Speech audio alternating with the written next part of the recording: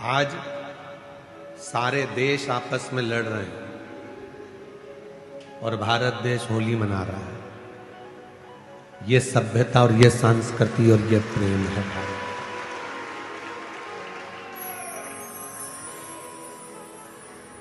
हमारा भारत, हमारा राष्ट्र, हमारी सभ्यता, हमारी संस्कृति, हमारा संस्कार हमें लड़ना नहीं सिखाता। हमारा संस्कार नमस्कार कर कर, एक दूसरे को प्रणाम कर कर होली के रंग फेरना, होली के रंग को लगाना, गुलाल लगाना सिखाता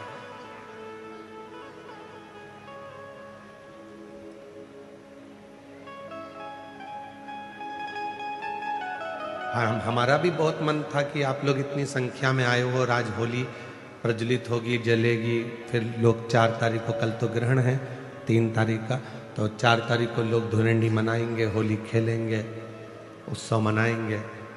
5 तारीख को महादेव की होली होगी। तो हमारा भी मन था कि हम आपके साथ में गुलाल की होली खेल कर जाएं। पर हमने मन में एक विचार करा कि एक बार भगवान शिव जी से पार्वती जी ने फागुन के महीने में एक लीला रची, और फागुन के महीने में माता पार्वती जी ने एक लीला ऐसी रची शिव जी के साथ में कि माता पार्वती जी शंकर जी के सामने से ओझल हो गई, कहीं छुप गई।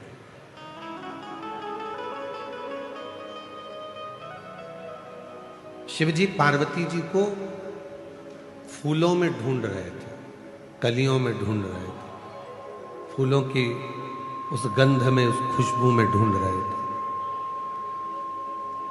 अब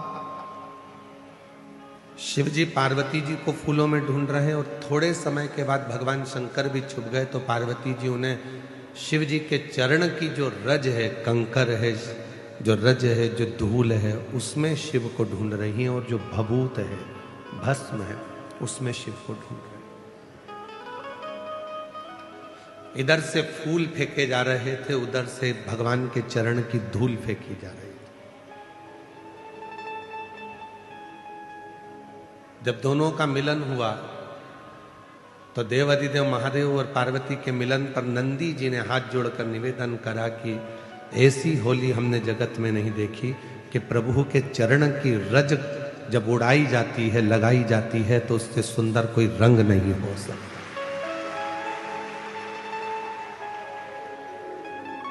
कहते हैं दुनिया के सारे रंग फीके हो जाते हैं, पर शिव भक्ति का रंग कभी फीका नहीं होता। शिव के चरणों का रंग, तो हम तो इतना कहेंगे कि आप जाते जाते इस कथा पंडाल की मिट्टी कोई एक दूसरे को लगा लोगे तो समझ लेना कि आपकी होली, आपका फागुन रंगमय हो गया, आनंदमय हो गया। और चंदन है इस देश की माटी, तपोभूमि हर ग्राम है, हर बाला देवी की प्रतिमा, बच्चा बच्चा राम है, जिसके सैनिक समर भूमि पर गाया करते गीता है, उसी माटी के हल्के नीचे खेली करती सीता है। ये चंदन है माटी, उस चंदन को ही अपने मस्तक पर चढ़ा लिया, अपने जीवन पर उतार लिया तो सुख है। और एक निवेदन और करूं पूरे राष्ट्र से, पूरे भारत की धरा पर रहने वाले एक एक सनातनियों से, कि आप, कई लोग ऐसे हैं कि उनको होली पसंद नहीं आती। कोई बच्चा रंग डाल देता है तो लड़ने बैठ जाते हैं, कोई व्यक्ति जरा सा गुलाल फेंक देता है तो झगड़ा करने बैठ जाते हैं। झगड़ा मत करो, उसको धन्यवाद दो। घर में रह रहकर 4-5 लोगों के बीच में रह रहकर आप ऐसे मुसद्दी लाल हो गए हो कि कोई किसी को रंगीन देखना ही नहीं चाहता। कम से कम खुशियां मनाओ, तो कोई तो तुम्हें रंग में डुबोने के लिए बैठा है, जो तुम्हारी जिंदगी को रंगीन कर रहा है। आजकल की होली बस इतनी रह गई, पत्नी ने इतना सा गुलाल डब्बी में से लेके इतना सा लगा दिया, बहुत है। बहन ने भाई को इतना सा लगा दिया। अरे ऐसे रंग कर जाओ कि दूसरी बार याद आए कि पत्नी ने उस सन में जब हम शादी कर कर आए थे, उसके दूसरे साल में ऐसा रंगा था, वो साल आज तक नहीं भूल पाया। तो रंगे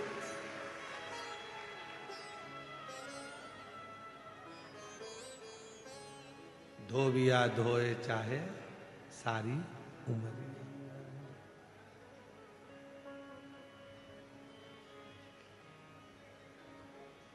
ऐसी रंगो गुरुदेव चुनर मेरी, ऐसी रंगो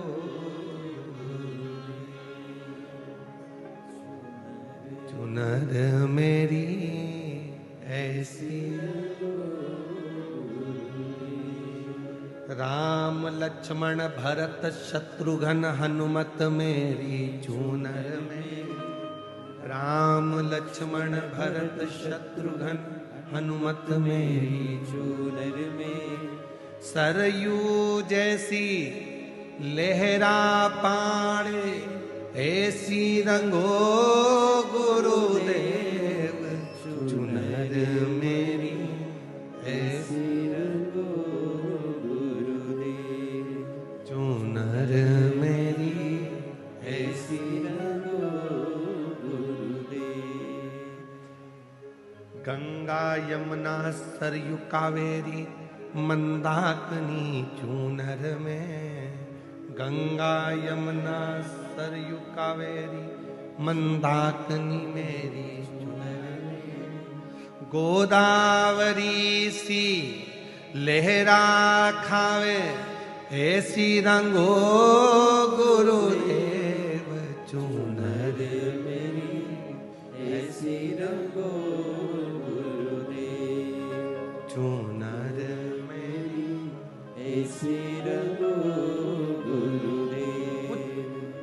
गुरु जो रंगे, शिव जो रंगे, फिर वो रंग कभी ना छू, कभी ना छू। कोई बच्चा आया तुम्हारे ऊपर रंग डाल दिया, खुश होना है, उससे लड़ना नहीं, उसके माँ बाप के पास झगड़ा करने मत जाना।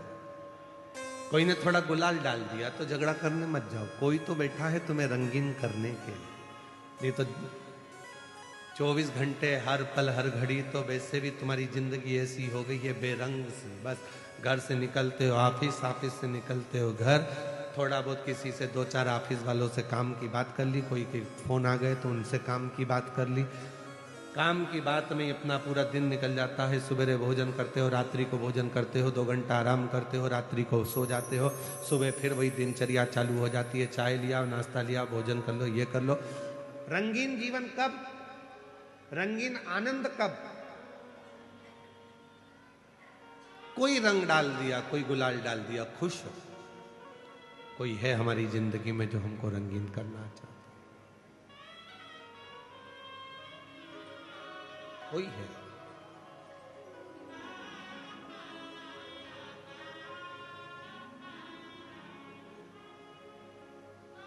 उस वो एक लाइन बहुत सुंदर है।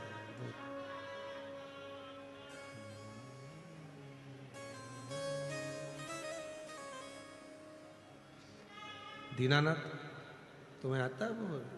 लाई है हजारों रंग होली, कोई तन के लिए, कोई मन के लिए। ये होली कहते हैं कि शिव को, भगवान शंकर की जो भस्म है, जो राख है, जो रज है, उसका सुख है। कोई एक देवता ऐसा बता दो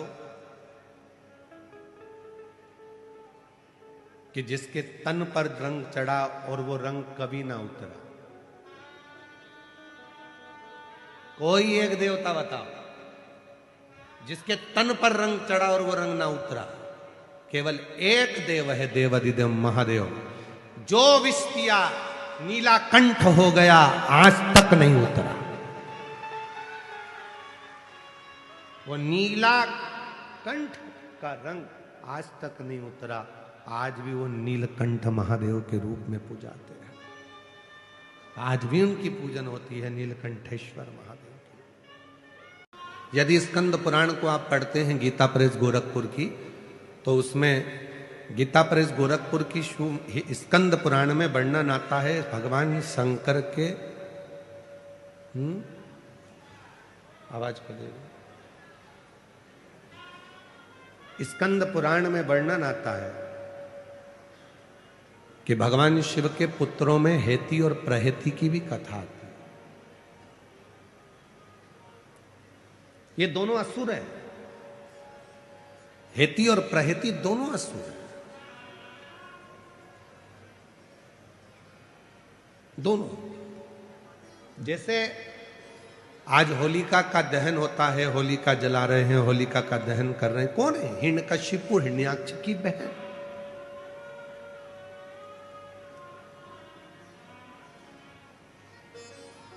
कभी आपने विचार करा कि जब ये राक्षस की बहन थी तो इसकी पूजन करने की जरूरत क्या थी? होली की पूजन 2 बार होती है, एक जलने से पहले और एक जलने के बाद। लोग सुबह पूजन करने जाते हैं, कोई जलने के बाद पूजन करने जाता है। एक जलने के पहले होली की पूजन होती है और एक जलने के बाद होती है। कभी तुमने विचार किया कि होली की पूजन जलने के पहले किसकी होती है और जलने के बाद किसकी होती है? तो याद रखना, जलने के पहले जो होली की पूजन होती है वो हिरण्यकशिपु, हिरण्याक्ष की बहन होलिका की होती है, ढूंढा की होती है। और जलने के बाद जो पूजन होती है वो भक्त प्रहलाद की होती है।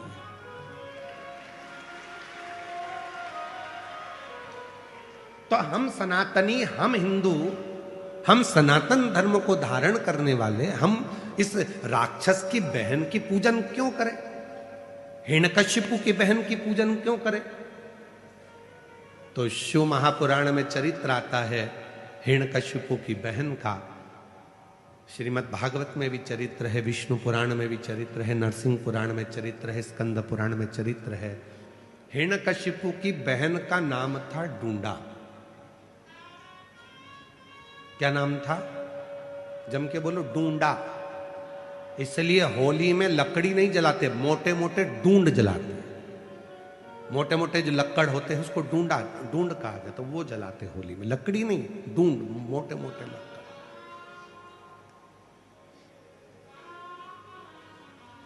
जितना हिरण्यकशिपु ने तप करा, जितना हिरण्याक्ष ने तप किया, उतना ही तप ढूंढा ने भी करा।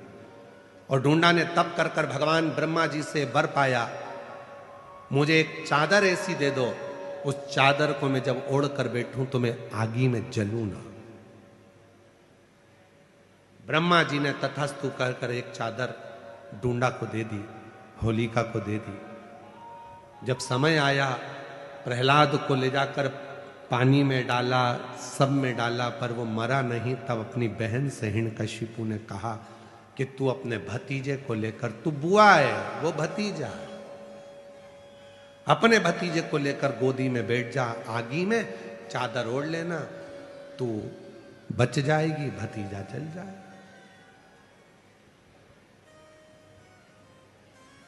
अब ऐसे तो बुआ का नाम बदनाम हो जाता कि बुआ ने भतीजे को आग लगा दी। पर कथा देखिए, दुनिया के लोग इस कथा को बहुत कुछ पलट देते हैं, पर शिव महापुराण कभी नहीं पलटी। शिव पुराण अपना पूरा उद्देश्य बताती है। चारों तरफ से अग्नि लगी, बुआ बैठ गई चादर ओढ़कर, ढूंढा अपने तन को ढककर, गोदी में प्रहलाद बैठ गया। बुआ को लगा मेरा भतीजा जल जाएगा। जब चारों तरफ से आग तेज होने लगी, भतीजा बुआ के गले लगा, तो बुआ ने अपनी चादर उतारकर अपने भतीजे पे डाल दी, खुद जल गई, अपने भतीजे को बचा लिया। बुआ खुद जल गई, अपने भतीजे को बचा लिया।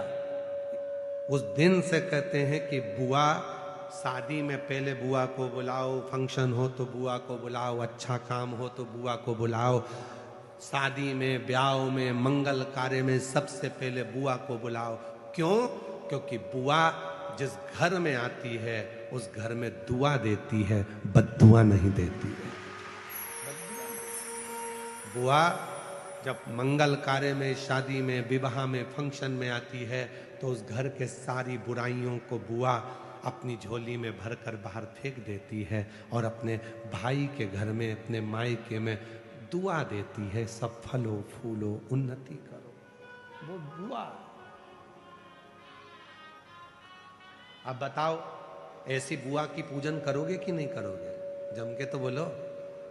इसीलिए हमारे यहाँ होली जलने से पहले, इसीलिए उसका नाम था डूंडा। मरने से पहले उसने अच्छा काम कर कर भगवान की होली, इसलिए उसका नाम हो गया होली। अच्छा काम कर कर भगवान की होली, तो फिर उसका नाम होली हो गया। और वही होली का, इसलिए जलने से पहले जो पूजन होती है वो बुआ की होती है कि इतनी अच्छी बुआ जिंदगी में कभी नहीं मिल सकती जो खुद जल गई और अपने भतीजे को बचा लिया।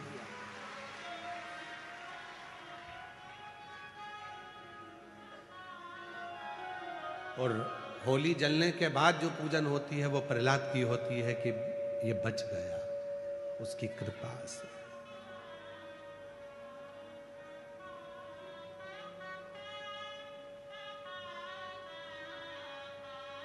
बोला है होली का जो तुम कहे, ये असुर है। जरूरी नहीं कि असुर का दिल नहीं होता। हो सकता है कोई व्यक्ति बहुत गुस्सा करता है, क्रोध करता है, अपशब्द बोलता है, बहुत ज्यादा आड़ा टेढ़ा बोलता है। हो सकता है वो भी बहुत प्रेम करता हो, बहुत प्यार करता है। कभी कभी प्यार में भी क्रोध आ जाता है। जिसको बहुत चाहो और वो सुनता नहीं ना, तो फिर गुस्सा आ जाता है। कभी कभी झगड़ा भी होता है, ऐसा नहीं है कि झगड़ा नहीं होता। आपका अपनी पत्नी से होता होगा, पत्नी का पति से होता होगा, बच्चों का भी होता है, बहन भाई से। पर कभी कभी शंकर का जो भक्त होता है ना, वो भी महादेव से झगड़ा कर लेता है।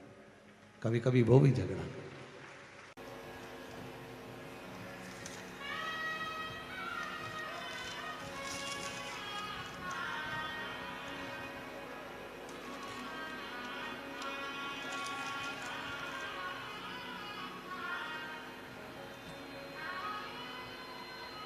योगिता लक्ष्मीकांत यंदे है। मैं कर्नाटक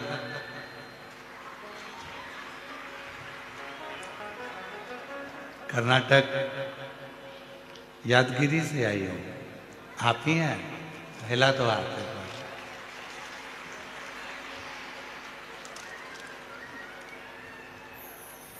आ जाओ आ जाओ आ जाओ आ जाओ। पहला पत्र है, उसकी खुशी देखिए। एक बार जोरदार ताली बजाकर इस बेटी के लिए साधुवाद।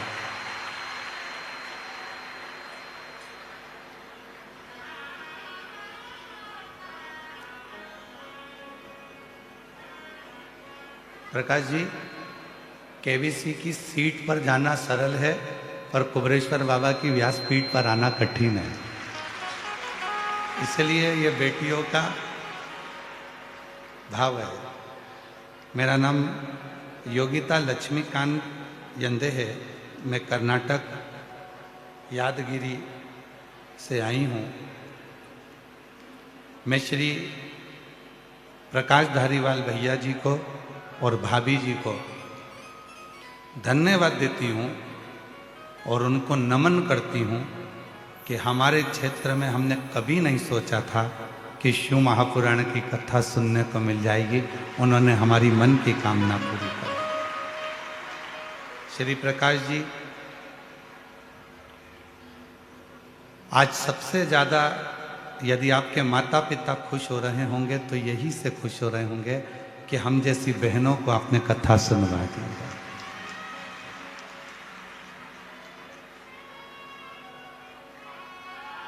हमारी जैसी बहनों को आपने कथा श्रवण करा। और सोचा नहीं था कि कभी हमें इतने नज़दीक में कथा सुनने को मिलेगी। ये मेरे दिल के भाव हैं। खूब खूब आशीर्वाद हम बहनों की तरफ से प्रकाश जी आपको और आपके परिवार को। भोलेनाथ की कृपा आपके पूरे परिवार पर ऐसी ही बनी रहे जिन्होंने हमें कथा श्रवण कराने का मौका दिया। हर हर। और तेरी कृपा बिना ना हिले एक भी ले प्रेशर बढ़ाओ, प्रेशर। तेरी कृपा से बखान क्या करूं मैं राखों के ढेर का, शपटी भभूत में है खजाना कुबेर का। रंगधार मुक्तिदार वो नकार तू, होने ओंकार तू, आयो शरणं तिहारी शंभु कार कार तू। बखान क्या करूं मैं राखों के ढेर का, शपटी भभूत में है खजाना कुबेर का। 25 साल की बेटी है इस माँ की, जिसको जन्म से ही मिर्गी के दौरे आते थे, और जब नज़दीक के पंडाल में कहीं कथा सुनने के लिए उसको 1 साल पहले लेकर आई थी, पंडाल में बिठाकर उसको कथा सुनाई थी। जो 25 साल से मिर्गी के दौरे आते थे वो पूरे बंद हो गए, इसलिए बाबा को प्रणाम करने के लिए आज कर्नाटक से।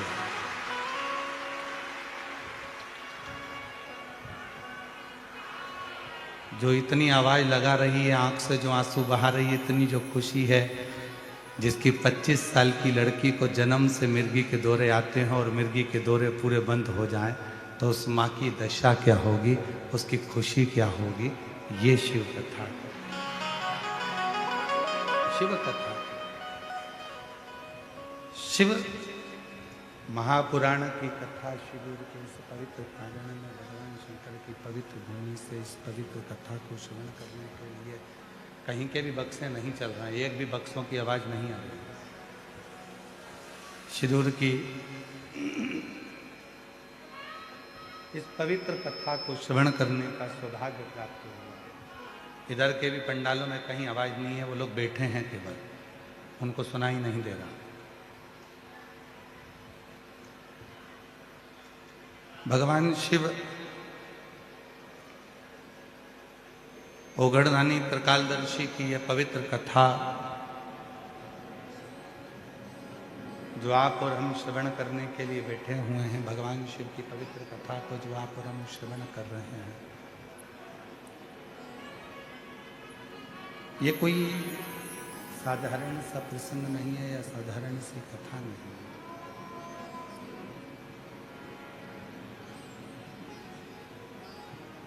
ये कोई साधारण सी कथा नहीं है जिसको आप श्रवण करने के लिए बैठे हो। जितने भाव से, जितने दिल से, जितने आनंद से, जितने प्रेम से इस पवित्र पावन शिव महापुराण की कथा को आप बैठकर सुनेंगे, श्रवण करेंगे, और जो बाबा से कामना करेंगे, जो कामना करेंगे, मेरा देव अधिदेव महादेव वो आपकी झोली में जरूर भरेगा, जरूर भरेगा, निश्चित।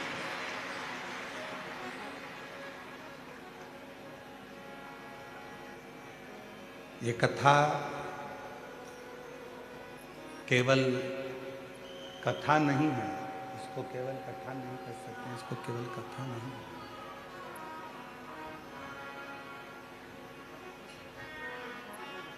केवल कथा नहीं है, ये भगवान देवाधिदेव महादेव और माता पार्वती से आपका और हमारा संवाद है। ये आपका और हमारा संवाद माता पार्वती से उधर का,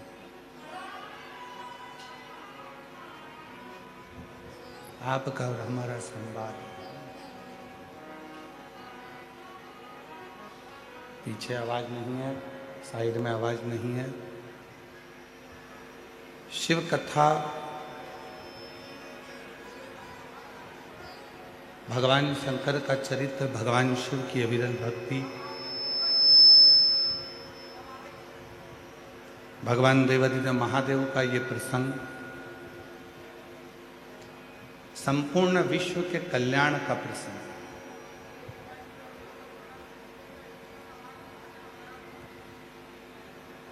और जब दिल से, हृदय से भगवान शिव की अविरल भक्ति को आप हृदय में उतारते हैं, भगवान शंकर की विरल भक्ति को, पीछे की आवाज बढ़वाइए, पीछे की आवाज बढ़ाओ। भगवान शिव की अविरल भक्ति को जब आप हृदय से उतारते हैं और भगवान शंकर की अविरल भक्ति को जब अपने हृदय में संजोते हैं, तो निश्चित है कि शिव कृपा करते जाएंगे।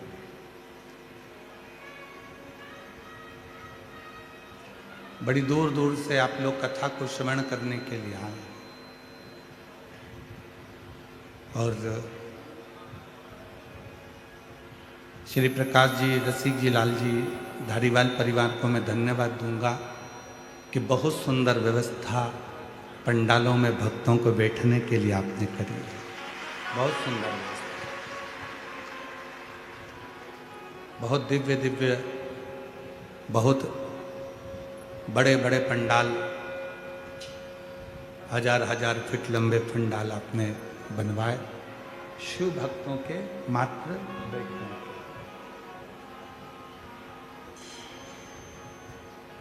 अब जितने श्रोता हैं,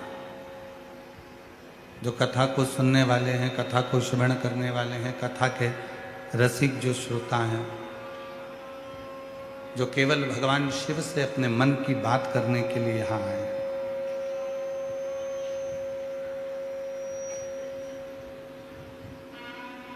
कथा को श्रवण करते करते भगवान शंकर की विरल कथा को अपने हृदय में उतारते हुए, भगवान शिव की कथा को अपने हृदय में संजोते हुए, आप बाबा देवादिदेव महादेव से अपने मन के भाव को करें।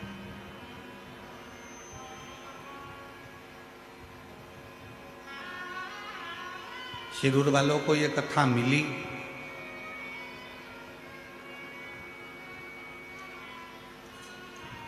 संचेती परिवार में श्री विशाल जी संचेती परिवार ने कथा करवाई थी, समय हो गया।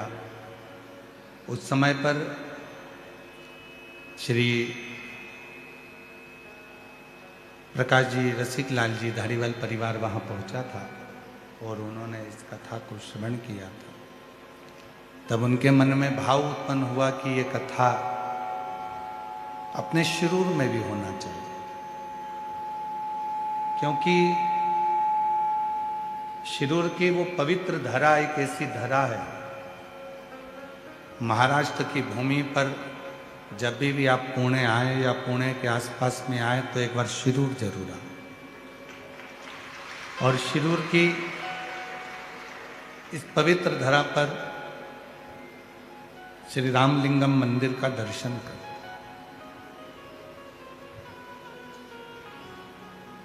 जहां पर भगवान स्वयं श्री राम जी ने भगवान शंकर की प्राण प्रतिष्ठा कर उसकी पूजन करिए, अर्चना कर। और आप सबके स्मरण में हो, भगवान श्री राम जी महाराज जब वन के लिए चले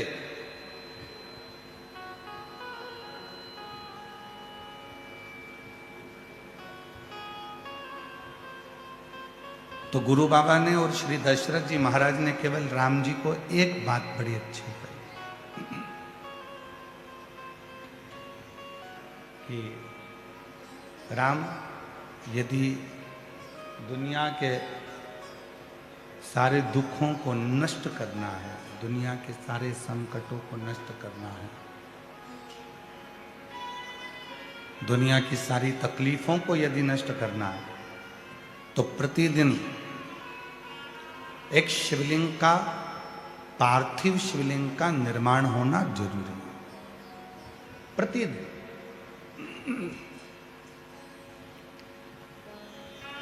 शंभु शंभु, प्रतिदिन एक पार्थिव शिवलिंग का निर्माण हो, उसका पूजन करें, उसकी अर्चना करें। ये कोई भी बक्से ऊपर के नहीं चल रहे हैं, एक भी बक्से। पार्थिव शिवलिंग का निर्माण हो, पूजन करें, अर्चना करें। भगवान श्री राम जी ने एक संकल्प ले लिया था, जितने समय मेरे बाबा भगवान श्री राम जी महाराज अयोध्या से लेकर लंका तक चले, उस अयोध्या से लंका तक के बीच में आप जितने भी राम पथ गमन में जाकर देखेंगे, राम पथ गमन को भारत सरकार द्वारा बनाया गया है। उस पूरे राम पथ गमन में, पूरे राम पथ गमन के अंतर्गत, पूरे राम पथ गमन में जितने राम जी के मंदिर नहीं हैं, पूरे राम पथ गमन में जितने भगवान श्री राम जी के मंदिर नहीं हैं, उससे अधिक भगवान श्री देवादिदेव महादेव के मंदिर हैं, जिनको भगवान श्री राम जी ने स्थापित किया। पूरे राम पथ गमन में जाकर, पूरे राम पथ गमन में जाकर देखिए।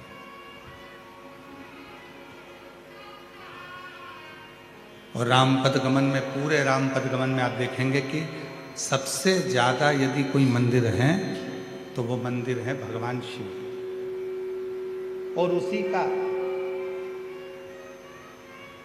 उसी राम पथ गमन के मंदिरों का क्रम में एक मंदिर शिरूर का रामलिंगम मंदिर भी आता है। उन्हीं मंदिरों के क्रम, जहाँ पर भगवान देवादिदेव महादेव भगवान शंकर की पूजन की जाती है, अर्चना की जाती है, भगवान शंकर की आराधना की जाती है, जहाँ भगवान शिव स्वयं, भगवान शंकर जहाँ स्वयं विराजमान, शिव जी जहाँ स्वयं बैठे हुए, भगवान शंकर जहाँ स्वयं विराजमान, उसी शिरूर की भूमि।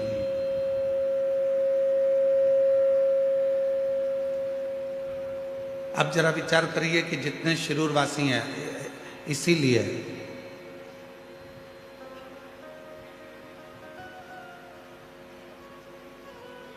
जो भगवान शंकर का परम भक्त होता है, जो भगवान शिव की आराधना साधना करने वाला होता है। कई लोग कहते हैं कि लंकापति रावण भगवान शंकर की बहुत पूजन करता था। बिल्कुल करता था। कोई कहता है भगवान शंकर की आराधना लंकापति रावण बहुत भक्ति से करता था।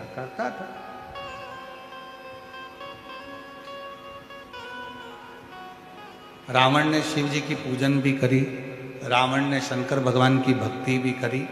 रावण जितनी तप साधना करता था, शायद ही दुनिया में कोई ऐसा जन्मा हो जितना रावण ने शंकर की साधना करी, उसके बराबर कोई ने करी शायद।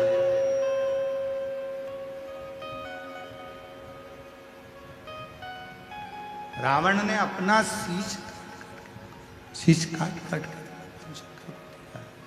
लंकापति रावण ने शीश काट कर भगवान शिव को उसने भक्ति करी, उसने पूजन करी, भक्ति करी, शीश भी काट कर दिया, सब कुछ किया। पर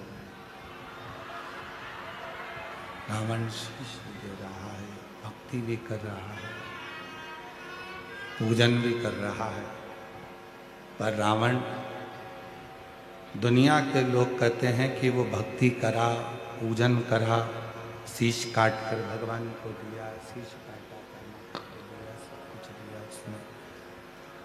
पर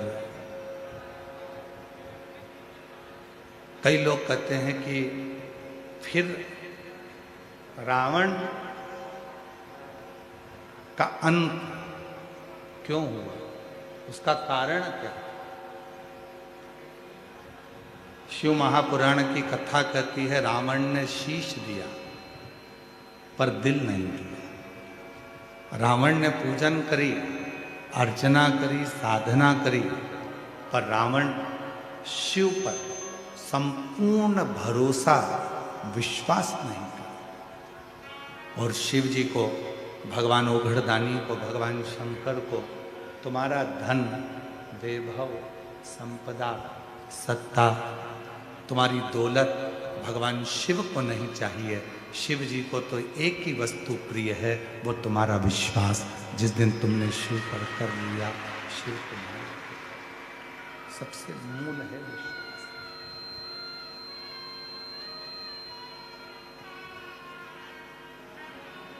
भरोसा, और वो विश्वास, वो भरोसा, वो दृढ़ता तुम्हारे भीतर हो।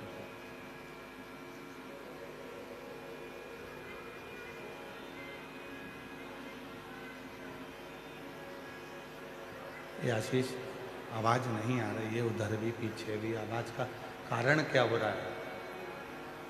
बक्से नहीं चल करके, बक्से भी सब बंद पड़े हैं, तो बक्से की आवाज खोलेंगे तब तो चोंगे की आवाज चले।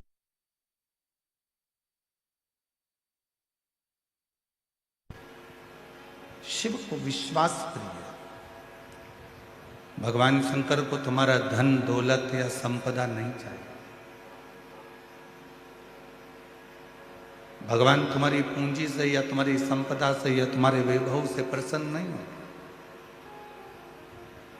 भगवान की सबसे बड़ी अगर कोई प्रियता है तो वो विश्वास। आप बेलपत्र चढ़ाएं ना चढ़ाएं, आप धतूरा चढ़ाएं ना चढ़ाएं, आप पुष्प चढ़ाएं कि ना चढ़ाएं, आप भगवान को भोग लगाएं कि ना लगाएं, आप भगवान को कुछ दें ना दें, वो आपके ऊपर निर्भर करता है। पर शिव को सबसे ज्यादा यदि कुछ प्रिय है, भगवान शंकर को यदि सबसे ज्यादा कुछ प्रिय है, तो वो आपका विश्वास, आपकी दृढ़ता, आपका भरोसा है, आपका विश्वास है। और जितना जितना विश्वास आप, जितना जितना भरोसा, जितनी जितनी दृढ़ता, जितना जितना विश्वास आप भगवान शिव पर करोगे, जितना जितना विश्वास आप शिव पर करोगे, उतना उतना शिव तुम्हारे करीब में आते चले जाएंगे। एक देवराज नाम के ब्राह्मण के प्रसंग से शिव महापुराण की शुरुआत होती।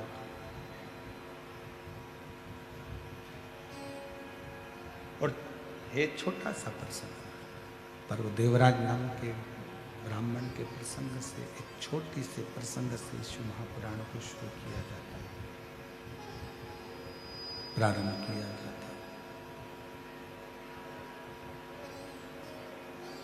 छोटा सा प्रसंग शिव महापुराण के महत्तम में देवराज का आता है।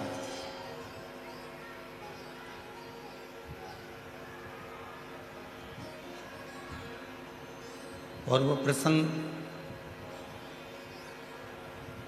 देवराज नाम के ब्राह्मण का जो प्रसंग शिव महापुराण में वर्णित किया गया, उस प्रसंग से प्रत्येक जीव के अंदर,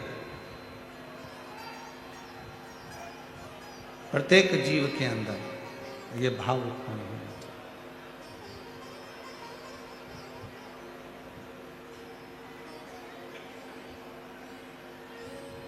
शंभु शरण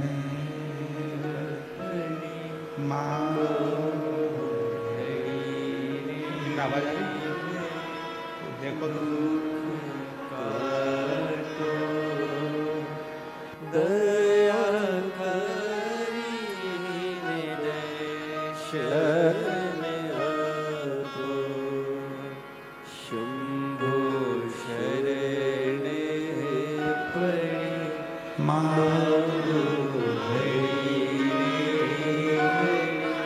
दुख आपो, दया करीन दर्शन हो, शंभो शरण मां दुख काटो, दया करीन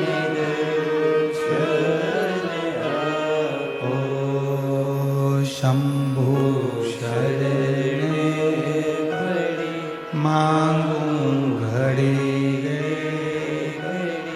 दुख काटो दया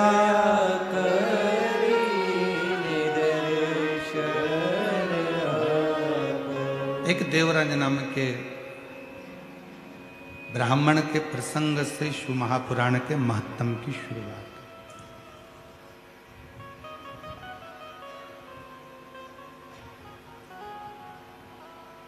वो देवराज जिसकी माता शिवालय में जाती है, शिव जी की आराधना करती है, साधना करती है, पूजन करती है, अर्चना करती है, भगवान की आराधना करती है, वो देवराज।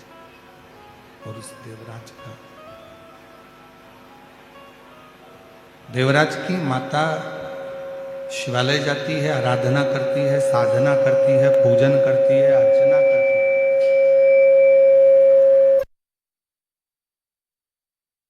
नियम था भगवान शंकर के मंदिर में जाकर एक लोटा जल समर्पित कर प्रतिदिन। उसका पुण्य, जो माँ ने एक लोटा जल समर्पित करा, जो माँ ने आराधना करी, जो माँ ने साधना करी, उसका पुण्य देवराज को प्राप्त हो।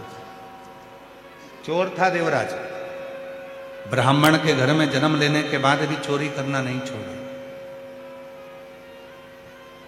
ब्राह्मण के घर में जन्म लेने के बाद भी गलत काम करना नहीं छोड़ा।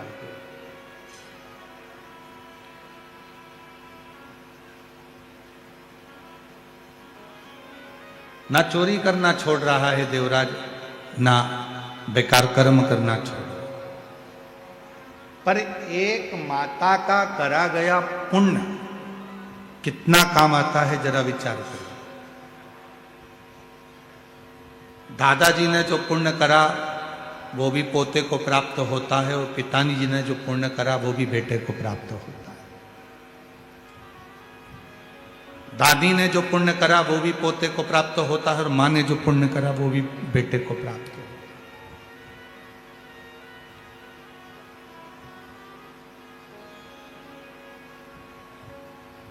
एक नारी और एक पुरुष, दोनों के व्रत करने में बड़ा अंतर है। शिरूर वालों थोड़ा सावधानी से सुना है, स्त्री भी व्रत करती है और पुरुष भी व्रत करता है। पुरुष यदि सोमवार का व्रत कर रहा है, शनि महाराज का व्रत कर रहा है, मंगलवार का व्रत कर रहा है, बुधवार का व्रत कर रहा है, रविवार का व्रत कर रहा है, बृहस्पतिवार का व्रत कर रहा है, शुक्रवार का व्रत कर रहा है, कोई भी व्रत यदि पुरुष करता है तो उसके व्रत करने का फल केवल पुरुष को ही मिलेगा। ध्यान देना थोड़ा सा, उसका फल केवल पुरुष को ही मिलेगा। पर जब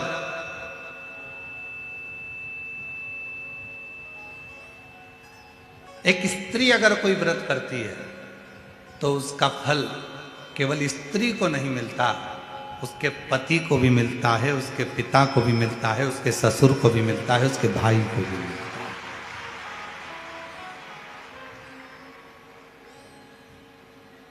इसीलिए शायद पति के नाम के आगे धर्म नहीं लगाया, पर पत्नी के नाम के आगे धर्म लगाया, धर्म पत्नी।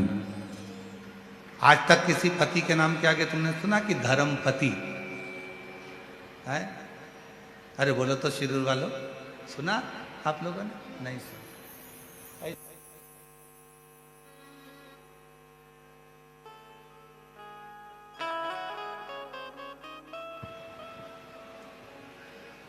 केवल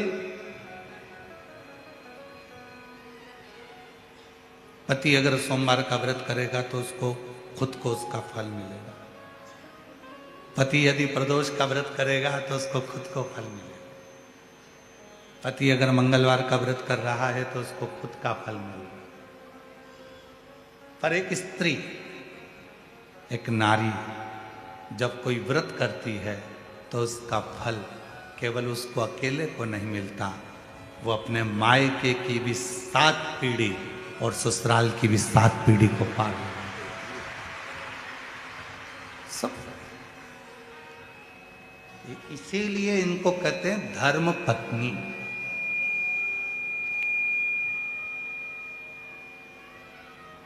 और पतियों के नाम के आगे धर्म नहीं लगाया कि तुम धर्म पति, वो धर्म पत्नी है। और पत्नी और धर्म पत्नी में भी जमीन और आसमान का अंतर होता है। पत्नी वो होती है जो पति को पतन के रास्ते पर ले जाती है। पत्नी वो होती है जो पति को कर्जे में डुबा जाती है।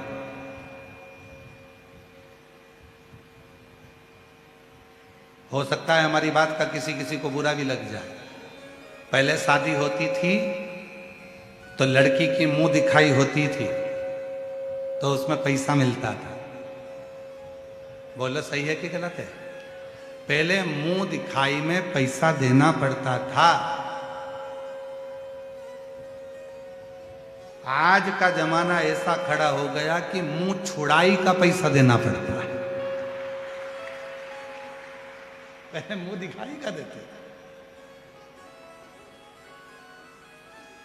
अब तो जो अदालत में केस पहुंचा तो घर के लोग कहते चाहे कितना ही पैसा लग जाए इसका मुंह नहीं देखूंगी, अब मैं इसका मुंह छुपा लूं। अब मतलब मुंह दिखाई का पहले पैसा लगता था, आजकल मुंह छुड़ाई का पैसा लगता है। अब इसका मुंह नहीं देखना।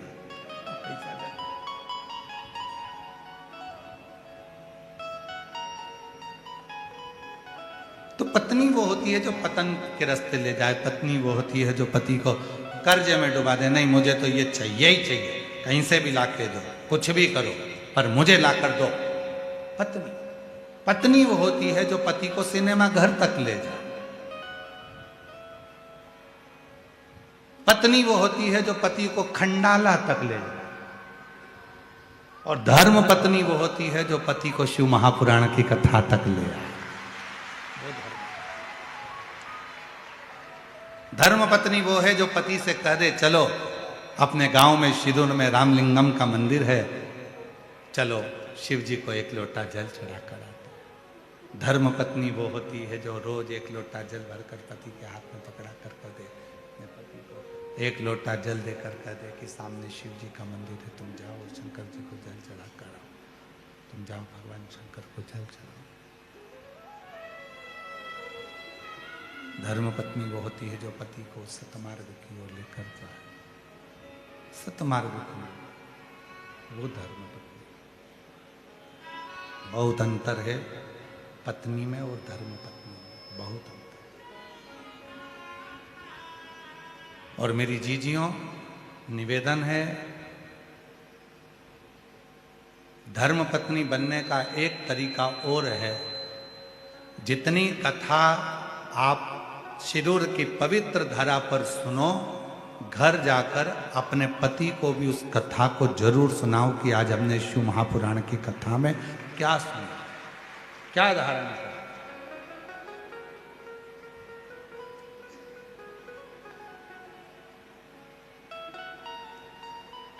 थोड़ा ना थोड़ा संवाद, भगवान शिव की चर्चा, भगवान शंकर की कथा, भगवान शिव का स्मरण, भगवान शंकर का भजन, भगवान शिव की भक्ति, भगवान शंकर का नाम जाप, भगवान शंकर का स्मरण थोड़ा न थोड़ा अपनी जिंदगी।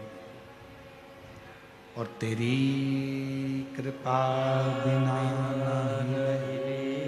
एक भी अणु लेते हैं श्वास, तेरी कृपा से बखान क्या करूं मैं, आप भी बोलिए साथ में, जितने बैठे हैं। चपटी भभूत मेरे खजाना कुबेर का, हे गंगाधर मुक्ति ओमकार तू भोले ओमकार तू, आयो शरण तिहारी शंभु कार तू। प्रतिदिन थोड़ा ना थोड़ा संवाद, थोड़ा ना थोड़ा कथा भगवान शंकर को ले जाकर सुनाइए। घर में जाओ जब तो शिव जी की थोड़ी ना थोड़ी चर्चा करिए, भगवान शंकर की थोड़ी न थोड़ी चर्चा धारण करें, शिव प्रसंग को थोड़ा न थोड़ा सुनाइए, श्रवण कराए।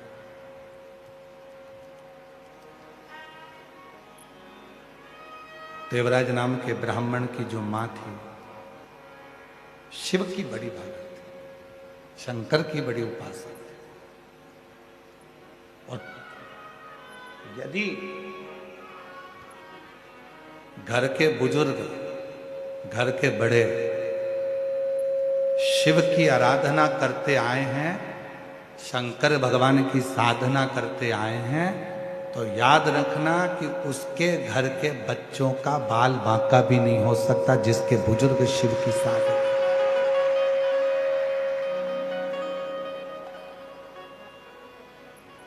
जिसके बुजुर्ग शिव की साधना करते।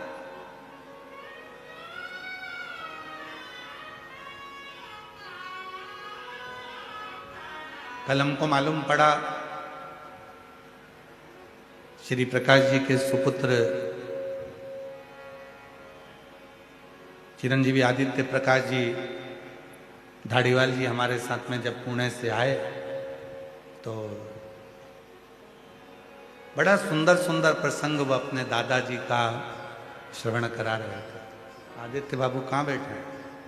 कहीं बैठे हैं? अच्छा, बहुत सुंदर सुंदर प्रसंग आप सुना रहे थे और मन कर रहा था कि ऐसा लग रहा था कि स्वयं शंकर भगवान ही अमर कथा पार्वती जी को सुना रहे हो। तो हम भी उसी भाव से उसको सुन रहे हैं। आदित्य उन्होंने एक प्रसंग कहा कि गुरुजी, हमारे दादाजी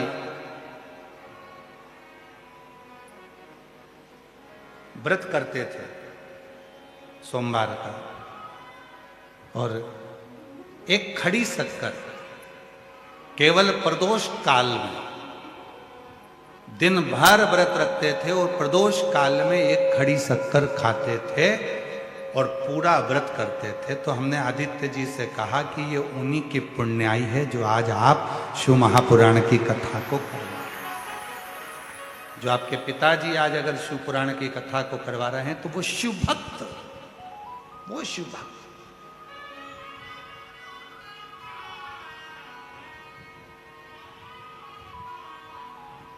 ये शिव पुराण ऐसी पोस्ती ही नहीं है। शिव महापुराण का नियम है, शिव महापुराण उस गांव में उस यजमान के घर जरूर जाएगी जिस घर में माता पिता भाई बंधु में से कोई भी, बुजुर्ग में से, बेटों में से, बेटी में से कोई ना कोई शिव की साधना में, भगवान शंकर की साधना में कोई ना कोई डूबा हुआ होगा तो शिव पुराण जरूर पहुंचेगा, शिव महापुराण की कथा जरूर जाएगी। जिस घर के साधना करने वाले, भजन करने वाले, स्मरण करने वाले कोई ना कोई होंगे तो शिव महापुराण वहां जरूर जाएगी, शिव पुराण जरूर पहुंचेगी।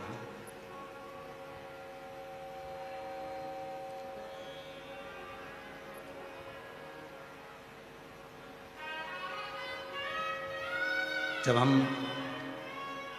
संचेती परिवार में कथा करने के लिए गए तो वहाँ संचेती परिवार में हमको आश्चर्य हो रहा था कि ये परिवार सब जैन मत को मानने वाले हैं, जैन मत को जानने वाले हैं, फिर आखिर शिव महापुराण की कथा इनके परिवार में कैसे पहुंची? तब मालूम पड़ा विशाल जी के मुख से कि माता जी जो हैं वो शंकर की भक्त है, शिव की आराधना साधना, शिव की भक्ति करते। तब हमको लगा कि शिव महापुराण संचेती परिवार में क्यों पहुंचे। और आज श्री प्रकाश जी धाड़ीवाल जी के परिवार में यदि शिव महापुराण की कथा क्यों पहुंची तो उसका सबसे बड़ा मान है श्रीमान रसिक लाल जी, माणिक चंद जी धारीवाल जी शिव के परम भक्त थे, इसलिए कथा उनके परिवार में।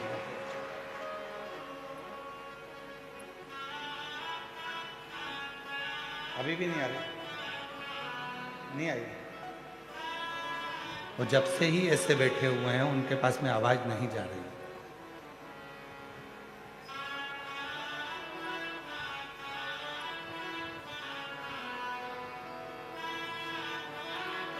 कहीं ना कहीं शिव भक्ति, कोई पिछले जन्म के अच्छे कर्म मुझे बाबा तेरा साथ मिला, कोई पिछले जन्म के अच्छे कर्म मुझे बाबा तेरा साथ मिला। जहाँ सारी दुनिया झुकती है, जहाँ सारी दुनिया झुकती है, मुझे वो आली दरबार मिला, दरबार मिला। कोई पिछले जन्म के अच्छे कर्म मुझे बाबा तेरा साथ मिला, कोई पिछले जन्म के अच्छे कर्म मुझे बाबा तेरा साथ मिला। तो कोई पूर्व के कर्म होते, कोई पूर्व का अच्छा कर्म होगा, कोई पूर्व का अच्छा कर्म होगा जिसके कारण बस आपको हमको ये महापुराण की कथा श्रवण करने का सौभाग्य मिला होगा। पूर्व का कोई कर्म होगा। देवराज नाम के ब्राह्मण की मां शिव की परम रसिक थी। शिव के मंदिर में जाना, एक लोटा जल समर्पित करना, ये उनका नियम। कोई पुण्याई और जितने कथा के पंडाल में बैठे हुए हैं, जितने आस्था चैनल पर कथा सुन रहे हैं, जितने सोशल मीडिया पर कथा सुन रहे हैं, जितनों के कानों में ये शिव महापुराण की कथा जा रही है, आपके भी पूर्व जन्म के कोई पुण्य आपके माता पिता के प्रबल रहे होंगे, जो आप शिव महापुराण की कथा में आकर। बोल बम का नारा है, आवाज नहीं आई, जरा दम के बोलो। बोल बम का नारा है, सारी समस्या का हल श्री शिवाय हार हार।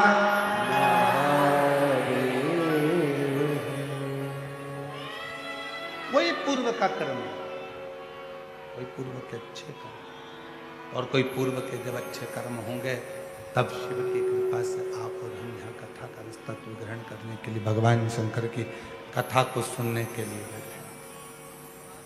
कोई पूर्व का कर्म।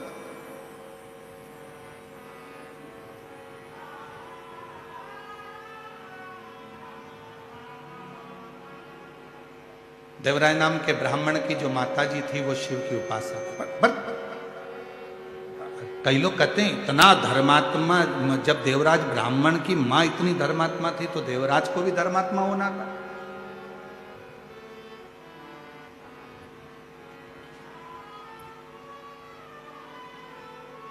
जब माता इतनी धर्मात्मा है, पुण्यात्मा है, तो देवराज को भी धर्मात्मा होना था। जरूरी नहीं है,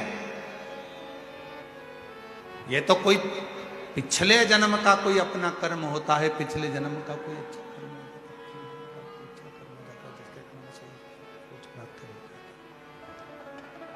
कोई पिछले जन्म का अच्छा कर्म हो जाता है जिसके कारण बस कुछ अच्छे लोग मिल जाते हैं, जीवन अच्छा मिल जाता है, सत्कर्म करने का मौका मिल जाता है।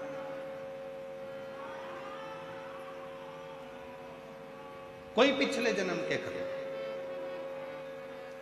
देवराज ब्राह्मण की माता धर्मात्मा थी, पुण्यात्मा थी, सत्कर्मी थी, पर देवराज चोरी करता था, गलत काम करता था। तो किसी ने कहा भाई माता इतनी पुण्यवान है, माता इतनी धर्मात्मा है, माता इतनी पुण्यवान है, धर्मात्मा है, रसिक है, तो बच्चे को भी धर्मात्मा पुण्यवान रसिक होना चाहिए।